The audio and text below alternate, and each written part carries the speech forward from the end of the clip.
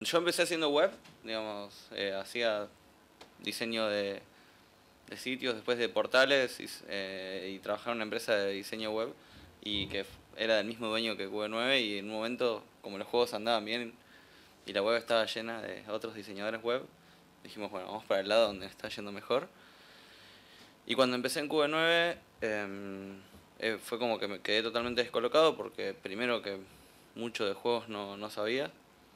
Y segundo, que la forma en que estaban organizados los proyectos me parecía muy caótica porque venía de una cosa más estructurada. Y tampoco no sabía muy bien para dónde tirar porque era todo single player y yo estaba acostumbrado a trabajar con cosas en red, con pensar mucho en los usuarios, pensar en usabilidad, que era por eso que me reía de Elements, no porque no me pareciera un buen juego, sino porque parecían cosas raras de usabilidad. Y bueno, como que cuando me fui adoptando a Q9 fui armándome, digamos, de una forma de entender cómo hacer los proyectos de los juegos. Y de a poco, digamos, la diferencia más importante que había entre trabajar como hacía antes a cuando empecé a trabajar en Q9 era que en los proyectos web yo tenía que establecer los objetivos, entender también los objetivos del proyecto web en general y cómo iban a relacionarse con la sociedad. Y en los juegos nos venía más dado, digamos, hagan un juego y ya, y el juego no entendía yo muy bien cómo encajaba en el mundo, digamos, cuál era el sentido de hacer ese juego en particular y por qué lo estábamos haciendo. Entonces, a medida que lo iba entendiendo, iba armando una estrategia para entenderlo, porque no sabía tampoco de dónde sacar bibliografía al respecto. Y no te digo que sea la gran cosa, pero actualmente lo que les voy a contar es un poco cómo lo estoy viendo ahora, que ya llevo haciendo un par de proyectos.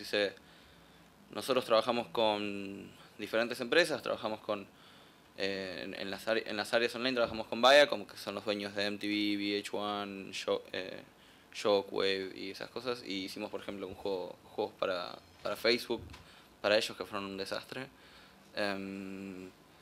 Hicimos también para una empresa de periodismo de Inglaterra que se llama Press Association, porque en Inglaterra los periodistas cobran tanto que toda la parte trivial la sintetizaron en una sola empresa que le hace todo lo trivial a todos los diarios a la vez, incluyendo los crucigramas.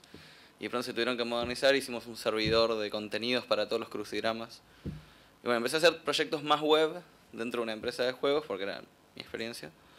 Pero finalmente, bueno, me volqué a hacer un juego. Ahora estamos terminando, después de un año de proyecto, de hacer un juego, un MMO para Argentina, que va a salir en breve, con un personaje conocido, que es este personaje Gaturro. Y y hubo que trabajar en ese proyecto, en pensar cómo funcionaba en la sociedad ese juego, porque digamos, alguien tenía que determinarlo, ya no nos venía dado, sino que había que pensar en eso, entonces tuve que terminar de consolidar un poco esa estrategia. Entonces me voy a los bifes directamente, así dejo de la boludez. Bueno, en este momento lo que pienso al respecto de que es un juego es que es una combinación de 6 factores, digamos. El que más nos enfocábamos en QB9 siempre tenía que ver con cómo desarrollarlo, porque como todo lo otro venía dado, siempre nos enfocábamos en eso, cómo desarrollarlo, cuánta gente vamos a necesitar, cuántos artistas, cuántos niveles va a tener, digamos,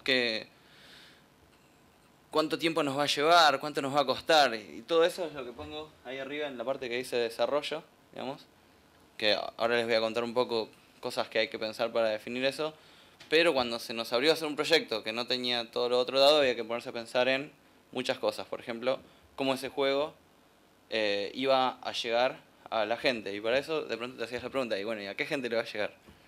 Entonces tenés que determinar esa audiencia, empezar a entenderla un poco más. Porque ya no es que le das el juego a alguien que le sirve el juego y él se ocupó de entender la audiencia. Entonces, por ejemplo, tuvimos que recurrir al INDEC y entender cuánta gente existía que le podía llegar a interesar jugar ese juego. Y la verdad que en el INDEC vos te puedes bajar Excel de cuánta gente hay en Argentina, divididos por edades y por sexo y por dónde viven. Y puedes cruzarla con información de cuánta gente tiene banda ancha y te puedes dar cuenta de cuánta gente podría jugar un juego online. Y lo puedes hacer con los datos que hay en Argentina. Entonces, si vos decís, bueno, voy a ganar tanto dinero por cada persona que juega un juego, puedes hasta hacer un plan y entender cuánto podrías de verdad recuperar y si realmente es viable hacer un juego tan grande o si hay que hacer un poco más chico. Y si es tan chico, te va a valer la pena pagarlo o si en realidad es inviable hacerlo. Entonces, son muchos factores y yo los intento sintetizar en estos 6. Digamos, el desarrollo era, como les decía, es Siempre el desarrollador se enfoca mucho en cómo, cuándo y quiénes, y no en todo lo demás. Entonces, uno de los temas que se empiezan a analizar es la mecánica y la temática. Digamos, ¿cuál es la mecánica del juego? La mecánica tiene mucho que ver con la de audiencia, porque vos, por ejemplo, haces un juego de canasta, y claramente no se lo das a un chico de 7 años, porque no tiene mucho sentido. Entonces la mecánica está cruzada con la audiencia, y también la mecánica genera que a alguien le interese volver a jugar. Si vos necesitas que una persona juegue durante un año, por ejemplo, tenés que pensar una mecánica que sea altamente rejugable, o sea que no puedes hacer un juego de 10 niveles, pues lo terminan 2 veces, sale el cheat en PC Users y se acabó. Nadie vuelve a jugar. Si vos necesitas que jueguen por un año, tenés que hacer un juego que quizás sea dinámico, que cambien los niveles, ya sea proceduralmente o porque como hay mucha gente jugando, siempre es distinto, porque la forma en que se juega el juego tiene diferentes posibles resultados, entonces siempre es interesante. Por ejemplo, un juego que siempre tiene diferentes resultados y que dura miles de años es el ajedrez. No sé si jugaron alguna vez. Es increíble, es un juego que lo diseñaron una vez y es altamente rejugable y la gente todavía piensa que es imposible determinar el resultado de una partida, inclusive aunque sean los mismos dos contrincantes. Vamos, a eso me refiero con pensar en la mecánica con respecto a las métricas de negocio. Digamos, si alguien pudiera cobrar $1 por cada partida de ajedrez que se haya jugado, seguramente le iría muy bien, ¿no? Y también hay huevas para la audiencia, obviamente no vas a poner otra vez el ajedrez para los... O por ahí sí, para los chicos de 7 años, y hacemos toda una generación superdotada que nos supera y empieza a levitar. Lo mismo pasa con la temática tiene que estar bien relacionada. La mecánica del ajedrez, que es un juego como de batallas, tiene como todos diferentes elementos de un batallón, y está bueno para un juego que aparentemente es de estrategia de guerra.